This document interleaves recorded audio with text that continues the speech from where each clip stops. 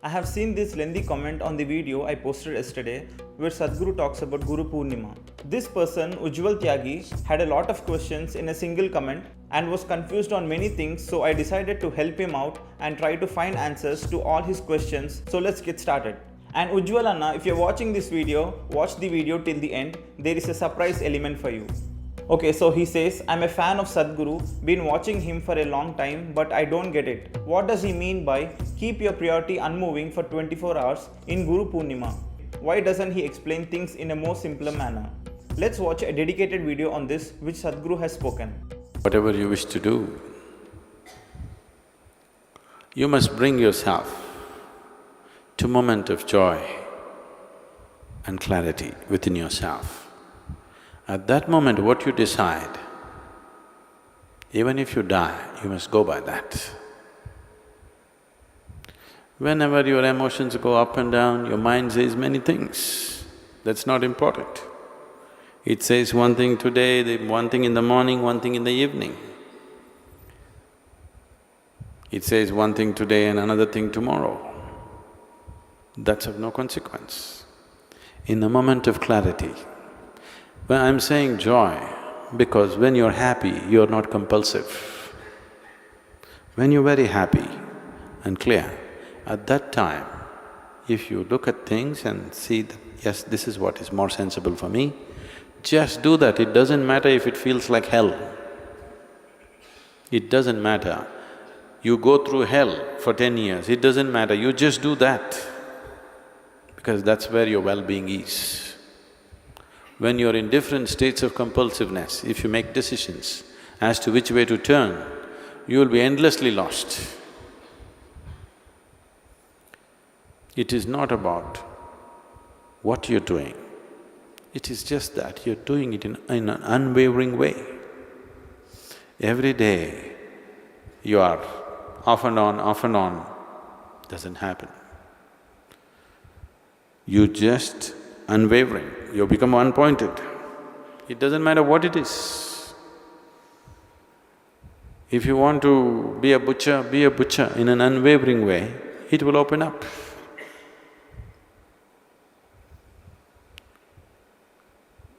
Just not wavering for a moment, what you have decided in a moment of clarity and joy, just sticking onto it without wavering a little bit, nobody can deny it to you. Every day when your thoughts and emotions fly this way and that way, you keep changing your mind, you will go in circles, endlessly in circles. Because one who changes direction too often, obviously is not interested in going anywhere, isn't it? You know, this is…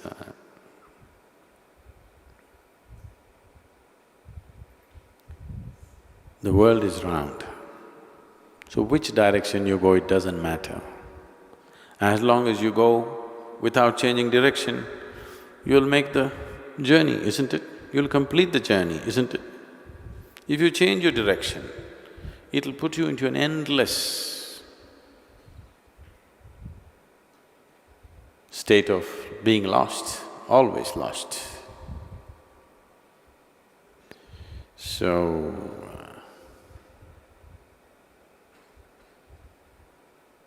you want to be there, no problem. You want to be here, be here. Don't go on changing your mind every day, morning one way, evening another way. You're a torture to yourself and everybody around you. One who is constantly changing their mind is a torture to himself and to everyone around, isn't it so?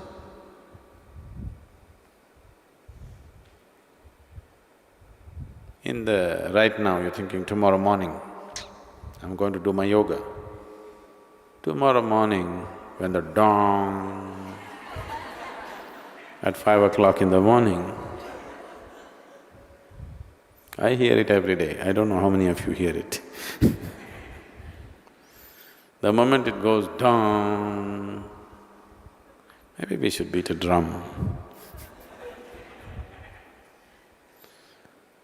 Then your body says, to hell with this yoga, all I want to It keeps changing, its priorities keep changing and changing and changing. There is another way to live.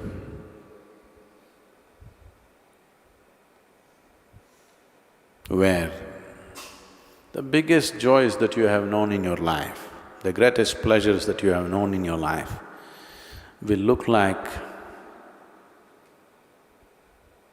will look like ants' pleasure. This being is capable of that. When it comes to body and mind, we're all differently capable. No two bodies are equally capable, no two minds are equally capable. But when it comes to this being, every being is equally capable of containing the very existence within himself. Scientists are saying it's ever expanding. How to contain it? That's the whole beauty of it. That which is endless, that which is eternal, that which is boundless, and that which is always expanding, that can be contained in this being. About that, no two beings are differently capable. Every being is equally capable. It doesn't happen because you keep changing direction. Wherever you find a little niche which is comfortable, you try to settle down there. This so-called getting civilized has become a huge detriment for spiritual process.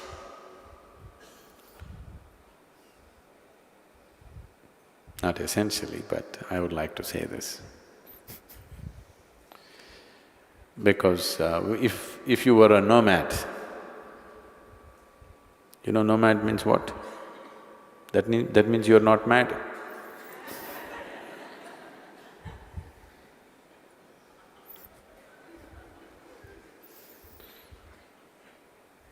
So who is not a nomad? One who is mad. One who is mad settles down. One who is not mad moves on and on and on, doesn't settle down anywhere. The moment we stopped being nomadic, we got into a certain kind of madness of safety and security. Whether it's physical, psychological or emotional, we're always looking for that niche where we can settle down and sleep. And once you find a niche and it gets too sweet and comfortable, and you don't have the courage to step out and once again make the journey. So if all you're looking for a picnic is a picnic, then it's okay. It feels like that when if you want to try to climb the seventh hill, you climb a certain distance where your knees will be creaking and your breath will be looking like a steam locomotive. Push, push, push, push, it's going. Then you look around and the bamboo,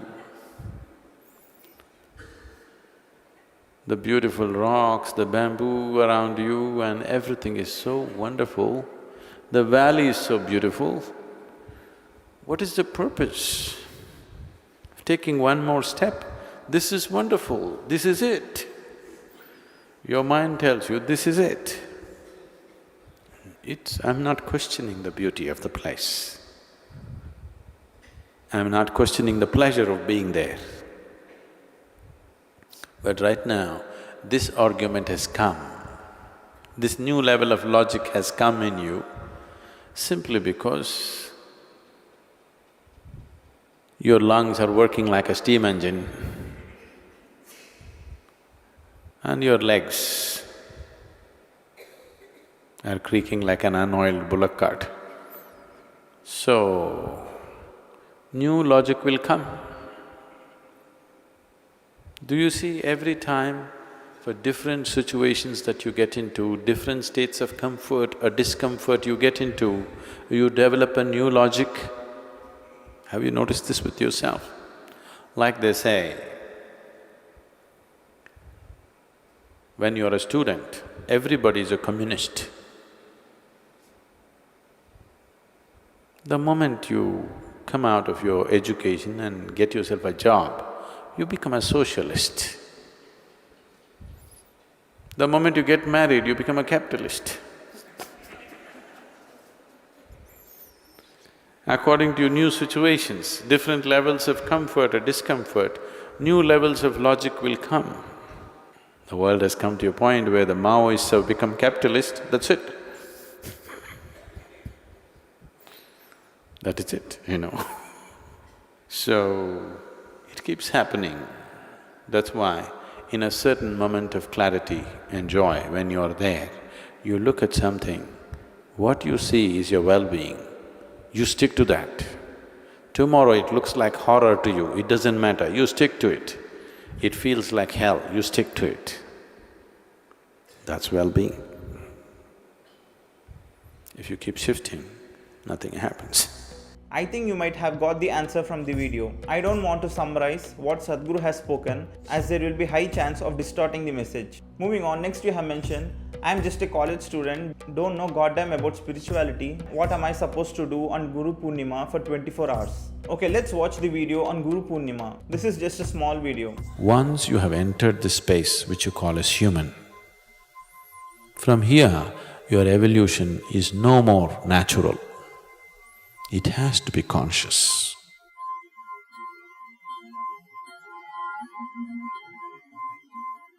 If you don't become conscious, there will not be any progress from here onwards. Monkeys can progress, man cannot progress. He can only progress consciously. Somewhere, nature trusted your intelligence. Nature believed that with the intelligence that you have, anyway you will choose the higher, not the lower. But you've been trying to beat nature's trust, but it's not possible. Doesn't matter how many ways you indulge yourself, somewhere something longs for something bigger, isn't it? Yes? You fill yourself with wealth and filth and everything, but still the longing is not gone. So, when the longing becomes unbearable, you seek. When you seek, can't you seek that which is within yourself by yourself? You can. But it's an uncharted path. Because it's an uncharted path, if you go by yourself, you know what happened to Columbus? He wanted to come to India and landed up here. It was an uncharted path, isn't it? Simply by accident he landed in this continent. We are only hearing about those who landed somewhere. Do you know how many never landed anywhere? Yes? Thousands of sailors who set forth never landed anywhere. If you go on an uncharted path without any guidance, this is what will happen. Now that Columbus landed here, just see how easy it is from Europe to America. Why? Now it's a charted path because of that man, isn't it? Similarly, you go to your Guru because he landed.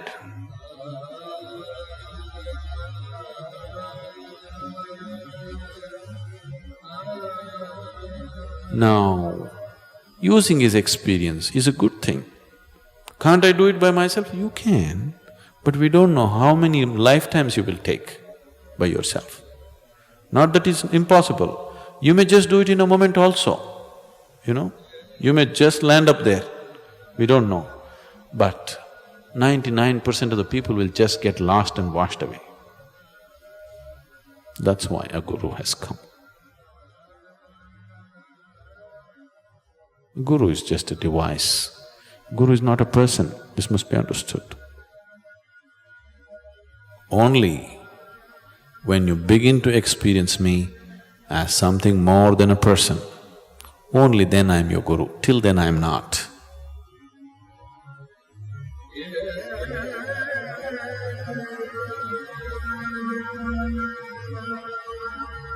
Guru Purnima is significant because one thing is of a historical significance because this is the day Adiyogi turned himself into a guru after the summer solstice. This first full moon has a certain impact. It is generally considered as a day of grace, and that is the day the first guru chose to teach.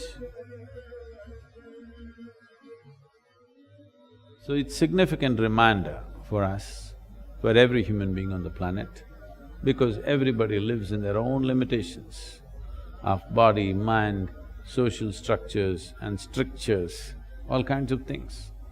It is for every human being, it's important to know that there is a way to be beyond these things. That's the reminder of the Guru Purnima. I guess you have found the answer in the video. Or if this video raised even more questions, then that's good. The more questions you have, the more you will seek the truth. Moving on with the comment, same goes for Shivratri as well. He organized a function to stay awake whole night on Mahashivratri. I fast on Mahashivratri as I am Shiv devotee, but I don't see any gains by waking awake. Let's watch a dedicated video on this which Sadhguru has spoken. Mahashivratri is of both spiritual and scientific significance. Shivratri means the 14th day of every month, that is one day before Amavasya or the no moon day. There are 12 to 13 Shivaratris in a year. Of all the Shivaratris, the Shivaratri that appears in the month of Magha during February-March is known as the Mahashivratri or the Great Night of Shiva. In the northern hemisphere on this planet, on that day, there is a natural upsurge of energy within the human system. Every life form experiences a certain upsurge of energies within themselves. This upsurge of energies can be truly made use of only by those creatures who have their spine erect. Our fortune of being human is we are the only species here who have graduated to that level of an erect spine. If you look at the evolutionary development of various species, you will notice that moving from invertebrate to vertebrate is one significant step. And another significant step in the evolutionary process is a spine moving from horizontal positions to vertical position. The true development of the brain happened only after the spine became vertical.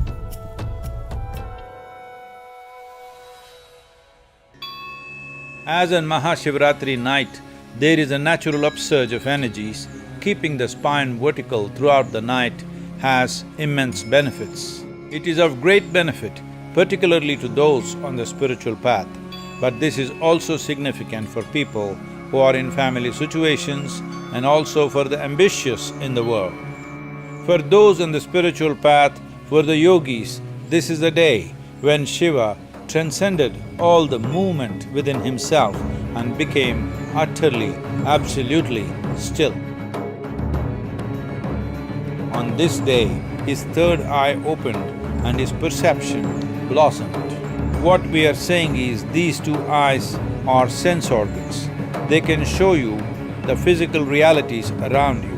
But if you want to see the basis of this reality, if you want to see the subtler reality which is beyond the physicality of nature, if you want to know this, you need another dimension of perception. The dimension of perception, which is beyond the physical, is known as the third eye. So this is the day which facilitates your journey towards the opening of your third eye or a deeper dimension of perception within yourself.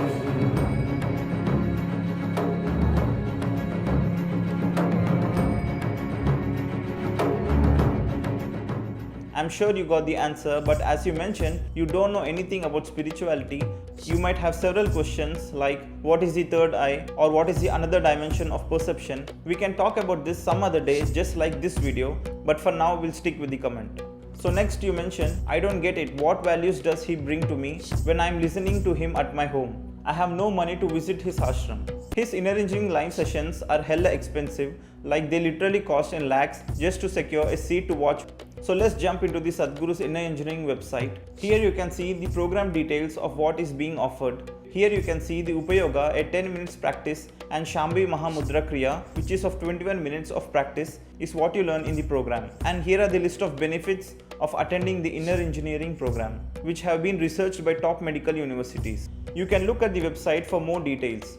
Let's scroll down to the cost of the program. There it is. So it is 4,000 rupees in English, and for other languages, the program is offered for 2,000 rupees. There are even discounts for students. I'm not sure if it's there now. And also during COVID, the program was offered 50% less. So it doesn't cost you millions of dollars to complete the Inner Engineering program. It's just 4,000 rupees in English and 2,000 rupees in other languages. You don't have to book a seat for live sessions with Sadhguru like mega classes, which happens once in a while. It's better to do Inner Engineering online, and you have 2 live sessions on step 7 in the program. Or if possible, you can do the offline class in the area you live in. You can find more details in the Program Finder website. Just select your program type Inner Engineering and type the area where you live in, and you'll have a list of Inner Engineering programs scheduled in so many locations. Okay, moving on. Then you mentioned, I agree with him in lot of things, and he said do this, do that. This will bring huge change in this video as well. He told that everything is in human capacity, but why doesn't he give a simple technique to do which can bring the immense change he always talks about? What's the point of having these videos and YouTube channels when you can't tell people straightforward how to do things? Why always gatekeep everything in form of wordplay? Let's watch this video.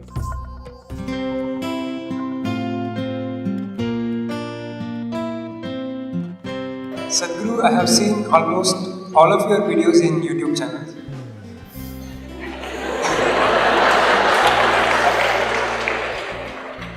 I feel totally familiar with most of the things that you talk in the videos. Familiar? All right. So, do I really need to attend the Inner Engineering program?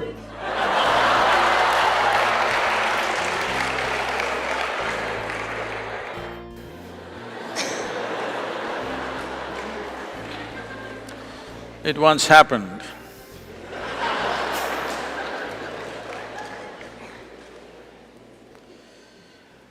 Yeah. Shankaran Pillai came to the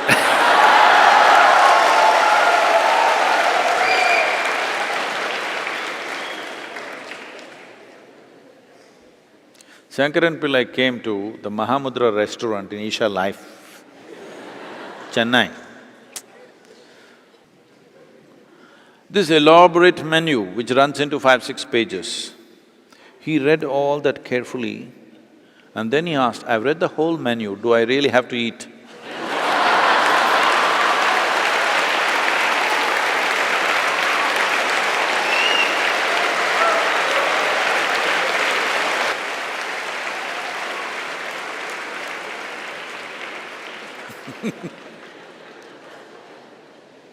You know there is a difference between reading the menu and eating and digesting the food, enjoying the taste, digesting it, getting the nourishment into your body, there is a difference. YouTube videos are titillation,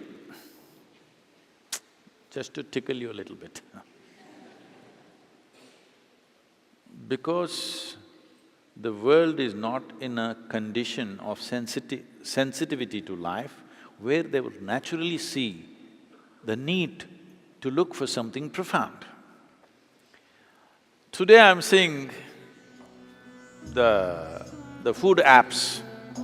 2019, start the year with 1 month no cooking month. Just order, 1 month we'll give you discount, every day we will supply what you want. You don't have to cook for 1 month.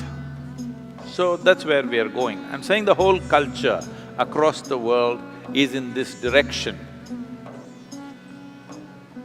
So the menu has to be really long for them to choose. There are certain kind of people. What kind of people are they? Somebody is a coffee person, somebody is a tea person, somebody is a suku coffee person. Well, like this, somebody is this person, that person. I'm saying people have taken to variety of things.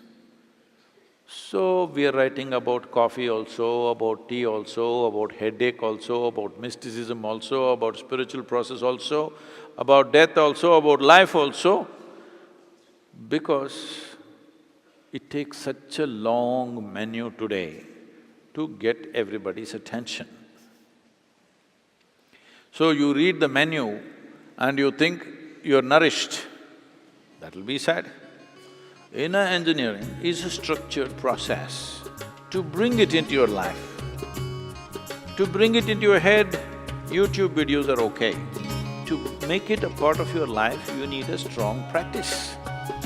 You need a profound system so that it becomes a part of your life process, not just your thought process.